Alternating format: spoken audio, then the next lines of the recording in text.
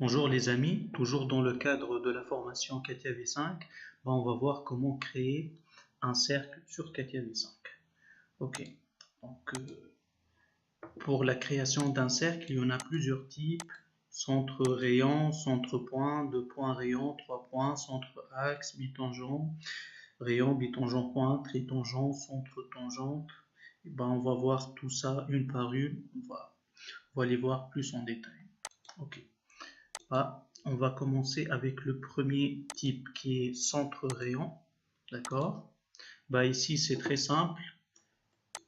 Il suffit de sélectionner un centre, le centre du cercle, un support. Par exemple, je peux choisir ce plan-là, le plan XZ, et je peux varier ici, changer le rayon.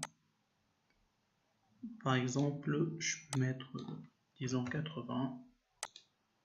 Voilà, on a un cercle avec un rayon de 80 et de centre ici, le pan qu'on a choisi, pan 45. Ok. Donc calcul d'axe, cette option elle permet d'afficher un axe. Pour moi, j'ai pas besoin. Donc voici. Ça c'est un cercle entier. On peut créer juste un arc de cercle. Ici, il m'affiche une erreur parce que 180 degrés plus 180 degrés, ça fait 360 degrés. Du coup, c'est un cercle et non pas un arc. Donc, on est obligé de diminuer un peu, début, fin, etc. pour créer un arc. Je peux bouger ici avec les petites flèches ici, début. Je peux faire la même chose en bas, fin. Je peux changer toujours le rayon. Par exemple, je vais mettre 100. Voilà. Et c'est simple. C'est le premier type de création d'arc ou de cercle sur CATIA V5. Maintenant, on va cacher ça. On va passer à centre point. Je vais changer l'objet de travail. Et du coup, ici, j'ai préparé deux points, histoire de gagner un peu du temps. D'accord, on va voir le deuxième type de création de cercle, centre point. Ici, on n'a pas besoin de définir un rayon, parce qu'on a besoin d'un centre et d'un point par lequel le cercle il va passer. Ok. On a besoin toujours d'un support. Je choisis ce plan-là. Ici, je peux garder arc, faire bouger comme je veux ici et ici, ou bien je peux mettre cercle entier. Comme vous voyez ici, je peux toujours cocher l'option calcul d'axe ou pas. Par exemple, je vais le garder cette fois-ci. Ok. Et voilà. Ici, on n'a pas besoin de définir un rayon parce qu'il sera calculé automatiquement à partir de ces deux points-là. Maintenant, on va passer au troisième type. On va cacher ça et on va passer au type de deux points rayon. D'accord. Ici, pour le troisième type, on n'a pas un point du centre, on a deux points par lesquels le cercle il va passer. Support, je peux choisir ce support. Ici, il m'affiche une erreur, création du cercle. Le rayon demandé est trop petit. D'accord, on va mettre un rayon plus grand. Par exemple, je vais mettre 45. Et c'est toujours trop petit. On met 55, peut-être c'est mieux. Ok. Voilà. Là, il nous propose deux solutions. Solution 1 qui est en orangé et solution 2 en bleu.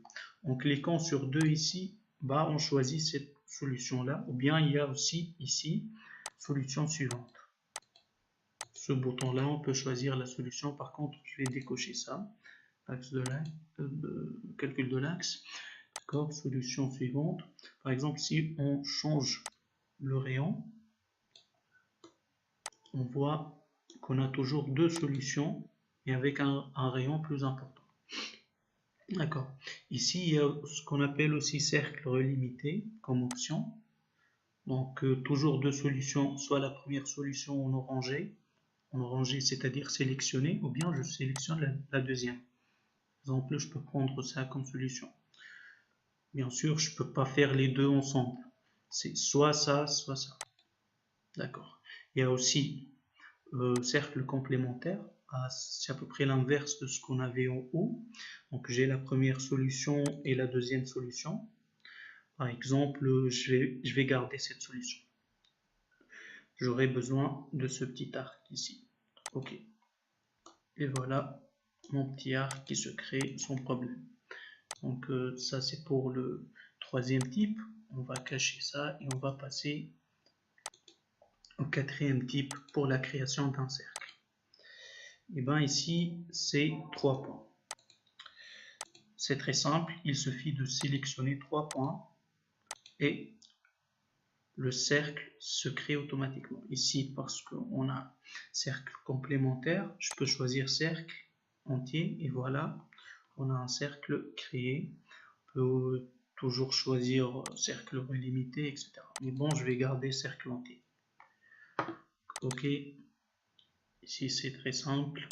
On va cacher ça comme d'habitude et on va passer à un autre type qui est centre et axe. Ok. Pour ce cinquième type, eh ben, on a besoin d'un axe. Donc, on va voir pourquoi. Centre-axe. Ici, on a besoin d'un axe ou bien d'une droite et d'un point. Et un cercle se crée autour de cet axe, de cet axe-là. Pour moi, j'ai choisi ce point-là pour être le centre du cercle.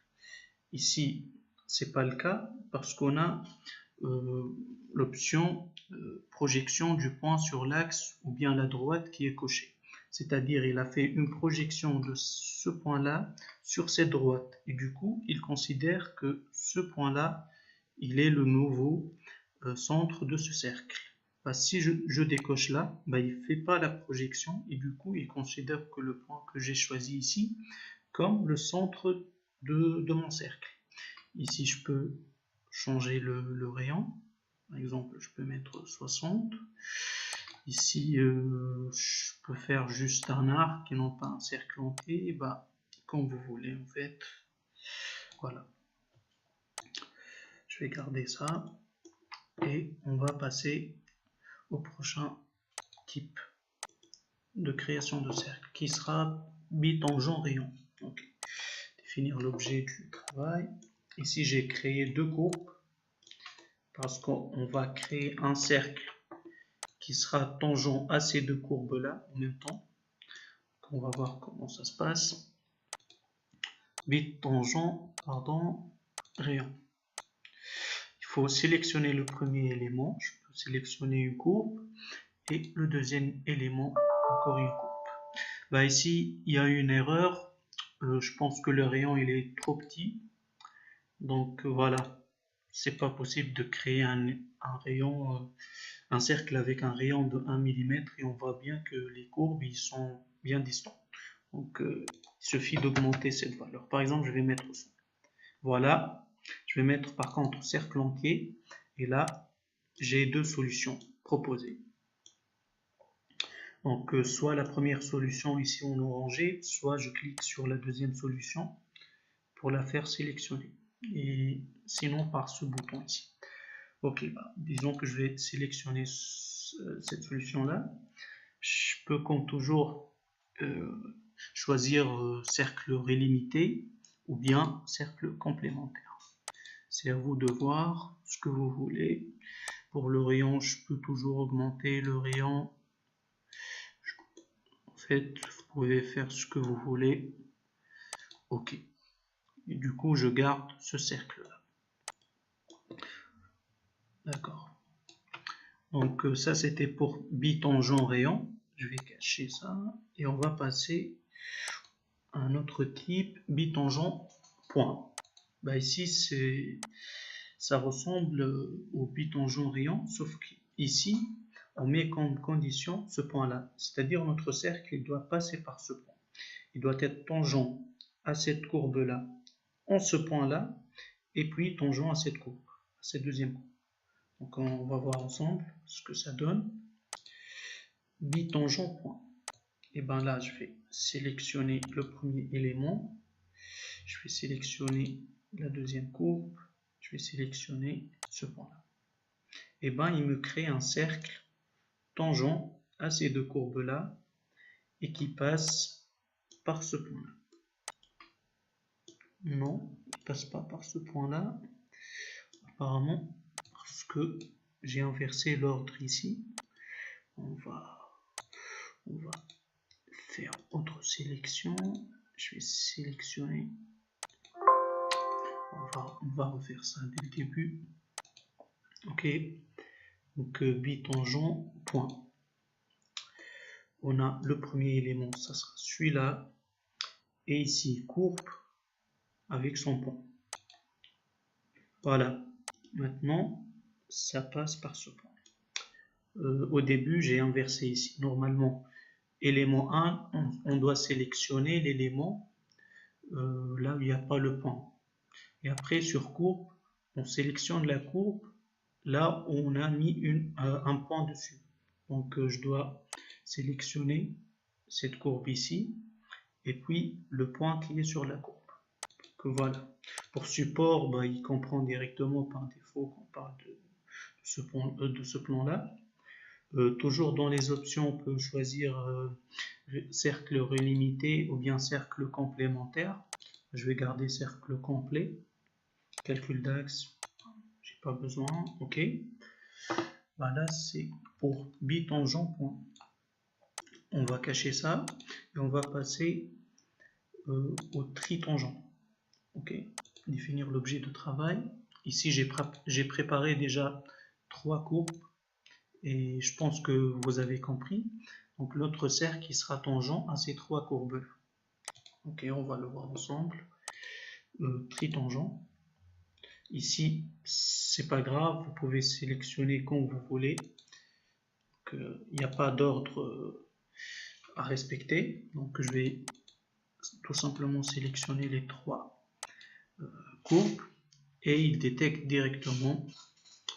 Donc il me crée directement le cercle ici qui est tangent à ces 3 courbes. D'ailleurs, c'est pour ça qu'on l'appelle tritangent et ici bitangent. Ok, voilà. Ça, je vais le cacher et on va passer au dernier type pour la création d'un cercle sur CATIA. Donc, définir l'objet de travail.